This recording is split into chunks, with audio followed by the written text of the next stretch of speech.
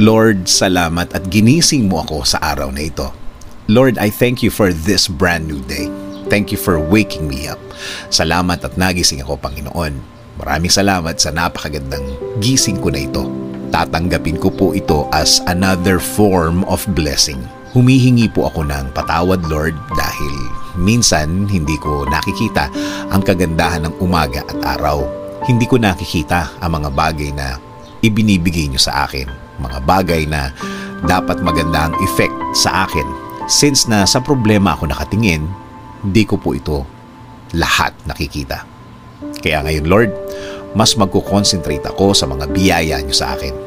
Mas ibubukas ko ang aking mga mata, ang aking puso, ang aking isip.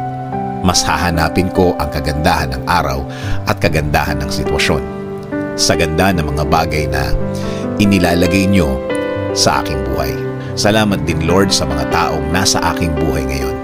Sa mga kaibigan na hindi ako iniwan kahit nasa gitna ako ng maraming problema. At sa mga taong nagiging maganda ang impluwensya nila sa buhay ko. Kaya ngayon, Lord, hindi ko tinitingnan kung ano ang aking kakayahan, kung ano ang kaya kong gawin. Instead, Lord, I will focus on you.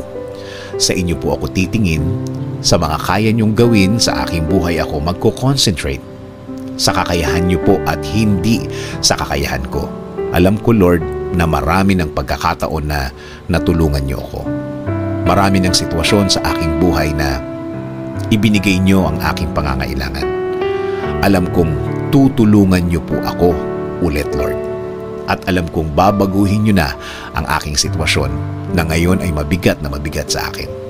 Apektado na pati ang trabaho ko, kasama na ang aking pamilya. Patuloy niyo pong pasukin ang aking buhay. Araw-araw ko po kayong tatanggapin sa aking buhay. Kayo na po ang magbigay ng guidance sa akin. Kayo na po ang magbigay ng direksyon sa aking buhay. Kayo na din po ang bahala sa aking pamilya, Lord. Alagaan niyo din po sila every time po na nasa labas sila, Panginoon. Proteksyonan niyo ang bawat isa sa kanila. Huwag niyo pong pabayaan din na mapunta sila sa masama. Again, Lord, salamat po sa napakagandang gising ko ngayon. Patuloy po akong kakapit at maniniwala sa inyong presensya.